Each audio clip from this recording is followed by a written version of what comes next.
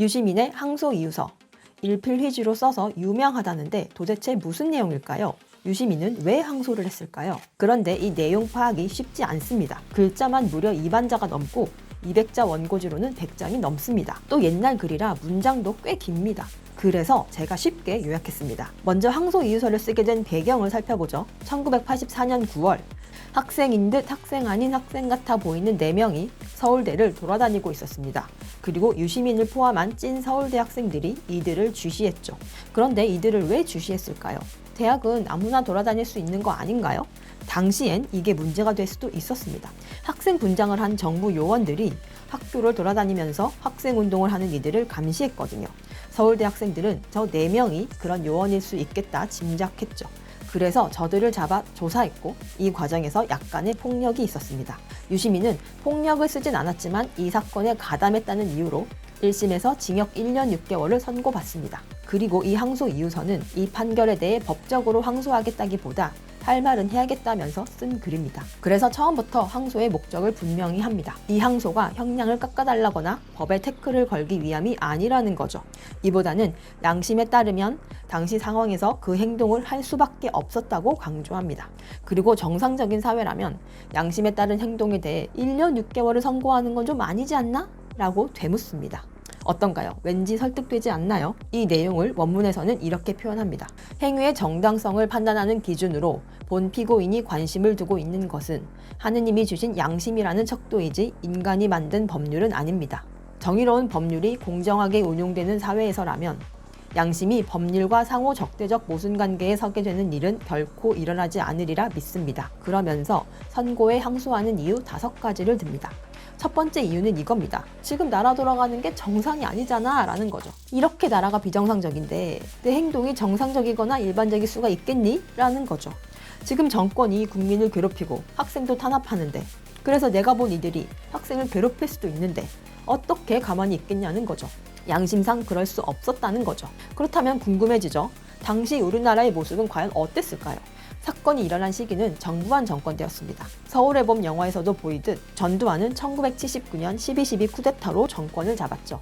이후 5.18 광주 민주화 운동을 탄압했고 시민들을 삼천교육대에 집어넣기도 했습니다. 이 과정에서 많은 사망자가 발생하기도 했죠. 이런 상황은 대학에도 비슷하게 적용됐습니다. 교내에서 전두환 물러가라, 계엄사령관 물러가라 라는 구호만 외쳐도 학생들을 잡아가 고문하고 괴롭혔습니다. 그래서는 전두환 정권에 대해 이렇게 묘사합니다. 현 정권은 유신 독재에서 빠져나와 민주주의를 기대하고 있던 국민의 희망을 군홧발로 짓밟고 5.18 폭거에 항의하는 광주 시민을 군대를 사용하여 무차별 학살하는 과정에서 출현한 피 묻은 권력이다. 그러므로 이미 도덕적으로 파산한 권력이다. 게다가 정부가 학생들에게 한 일도 언급하는데요. 현 정권은 12.12 쿠데타 이후 4년 동안 학생들에 대해 1,300여 명을 구속, 1,400여 명을 제적시켰고 최소 500명 이상을 강제 징집해 유치장에서 바로 병영으로 끌고 갔습니다. 뿐만 아니라 교정 구석구석에 감시초소를 세우고 사복 형사를 상주시키는 등의 학원 탄압을 자행했습니다. 심지어 어린 여학생이 교정에서 정보기관 소속인에게 강제추행을 당하는 사건이 일어났을 때도 치안당국은 교내에 경찰을 상주시킨 일이 없다. 유언비어의 진원지를 발본색원하겠다고 답했습니다. 정리해보면 당시는 정부가 시민과 학생을 마구 괴롭히던 상황이었고 유시민의 눈앞에 있던 이들이 바로 그 학생을 괴롭힐 수도 있는 사람으로 보였기 때문에 가만히 있을 수 없었다라는 거죠. 물론 여기에 대해 이런 의문이 들 수 있습니다. 그렇게 의심이 들면 경찰서에 데려가면 되잖아.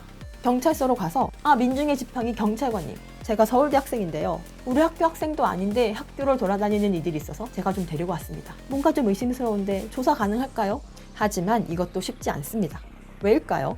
여기서 바로 항소를 하는 2번째 이유가 등장합니다. 그건 바로 도저히 경찰을 못 믿겠다는 거죠. 요즘 경찰을 봐라. 너 같으면 믿음이 가겠니? 라는 겁니다. 그래서 우리가 사건을 경찰에 맡기지 못하고 자체적으로 조사할 수밖에 없었다는 거죠. 그렇다면 당시 경찰의 모습은 어땠을까요? 수사기관의 사복경찰이 캠퍼스에서 학생인 척 위장해 학원 사찰, 검문 검색, 미행, 강제연행, 학생활동에 대한 정보 수집 등을 해서 학원과 정권 사이에 적대적 긴장 상태에 놓일 수밖에 없었다라는 거죠. 즉 정부가 학생을 괴롭히는 일을 경찰을 동원해서 했고 그 결과 학생과 경찰이 서로를 불신하게 됐고 그래서 학생들은 외부인에 대해 쟤네 경찰 프락치 아니야? 라고 의심할 수밖에 없었고 이렇게 경찰을 신뢰할 수 없으니 학생들이 개인적으로 조사를 할 수밖에 없었고, 그리고 학생들이 조사에서 약간의 구타가 동반됐다는 겁니다. 물론 폭력은 분명 잘못된 일이라 인정합니다. 부도덕한 학원 탄압 행위에 대한 학생들의 저항 행위도 비록 그것이 윤리적으로는 정당하지만 현행 법률에 대한 명백한 침해일 것입니다. 하지만 경찰뿐만 아니라 정권의 어떤 기관에도 의지할 수 없었기에 자신들이 기댈 곳은 스스로의 양심밖에 없었음을 또 한 번 강조합니다. 그러면서 법과 양심 중 양심이 더 우위에 있음을 언급하면서 두 번째 이유를 마무리합니다. 정의로운 사회에서는 법과 양심 사이에 모순이 발생하지 않습니다. 하지만 요즘 상황에서는 법과 양심의 상호 적대적 모순 관계가 필연적으로 발생합니다. 이 상황에서는 그 누구도 법과 양심을 모두 지키는 것이 불가능합니다.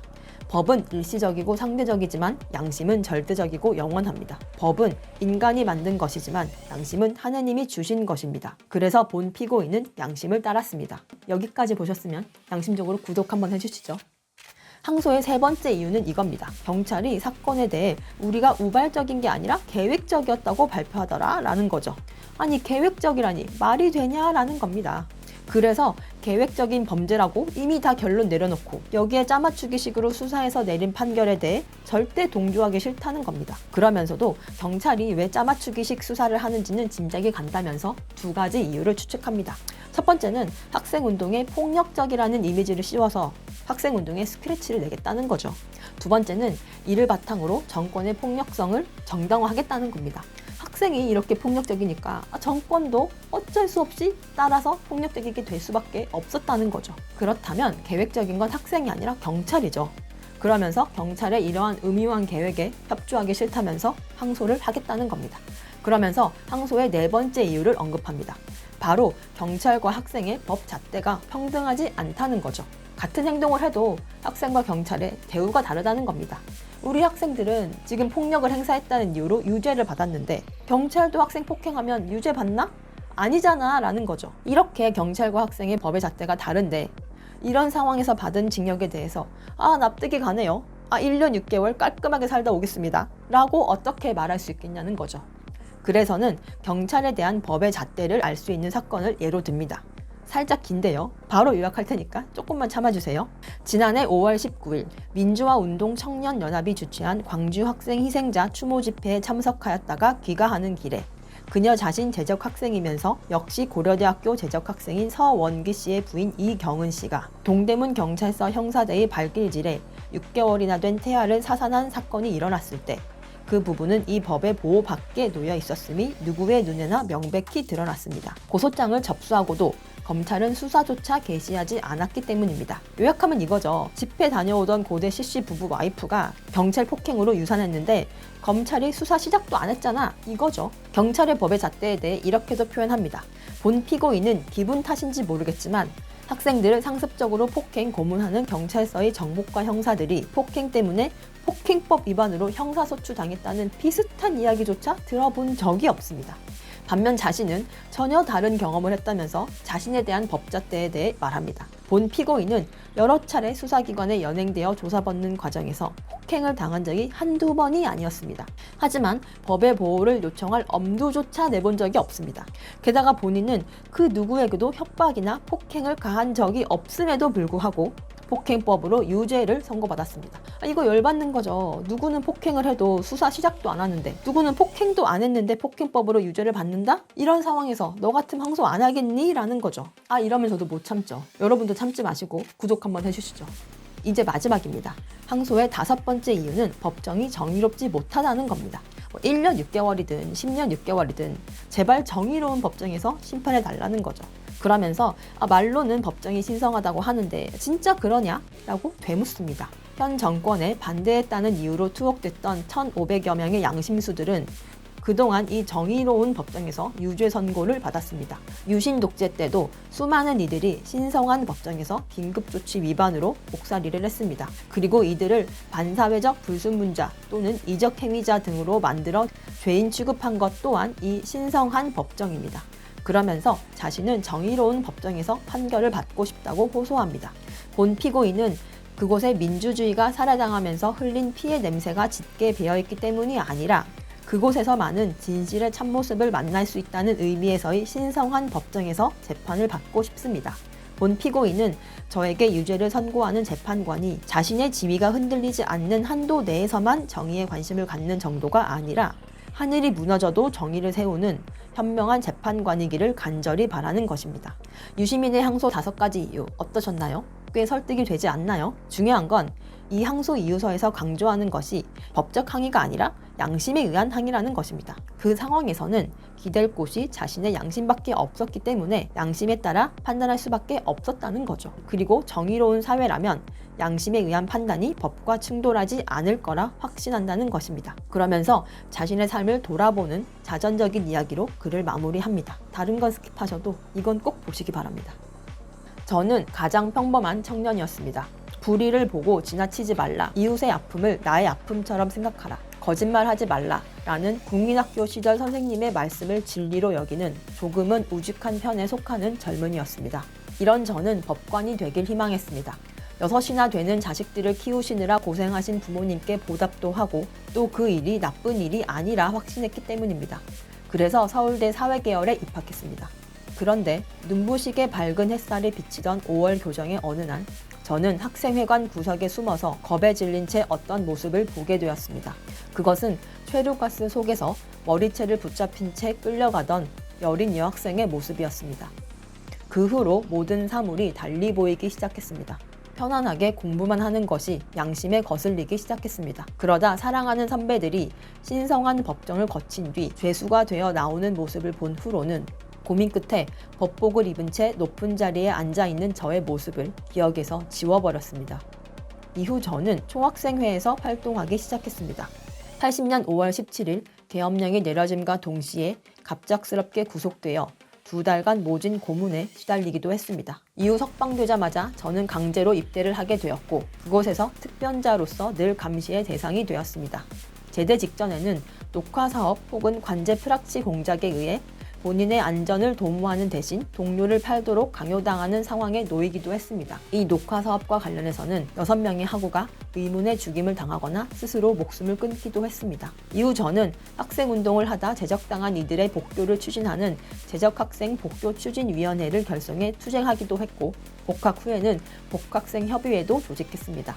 그리고 복학한 지 보름 만에 본 사건으로 저는 다시 제적학생 겸 구속학생이 되었고 심지어 폭력학생의 대명사가 되어버렸습니다. 하지만 저는 맹세합니다. 저는 결단코 저의 손에 폭력을 사용한 적이 없습니다. 오히려 저는 온화한 성격의 소유자입니다. 법복을 입은 채 빛나는 미래를 생각할 때마다 가슴 설레던 19살 소년이 7년이 지난 지금에 이르러 용서받을 수 없는 폭력배로 비난받게 된 것은 결코 온순한 소년이 포악한 청년으로 성장했기 때문이 아닙니다. 이 시대가 가장 온순한 인간을 가장 열렬한 투사로 만들어내는 부정한 시대이기 때문입니다. 때문에 확신컨대 제가 겪어온 지난 7년간의 삶의 여정은 결코 저만이 겪은 특별한 예외가 아니라 확신합니다. 이러한 여정은 이 시대를 함께 살아가는 모든 학생들이 겪고 있는 보편적 경험입니다. 현재도 수많은 학생들이 겪고 있을 이러한 삶의 모습을 바탕으로 쓴 이 글이 사건의 감춰진 진실을 드러내는데 조금이나마 보탬이 되길 기원해 봅니다. 마지막으로 우리나라를 사랑하는 본 피고인은 보잘것없는 독백으로 이 글을 마치고자 합니다. 그것은 바로 불의가 횡행하는 시대라면 언제 어디서나 타당한 격언인 네크라소프의 시구입니다. 그는 이렇게 말합니다. 슬픔도 노여움도 없이 살아가는 자는 조국을 사랑하고 있지 않다. 감사합니다.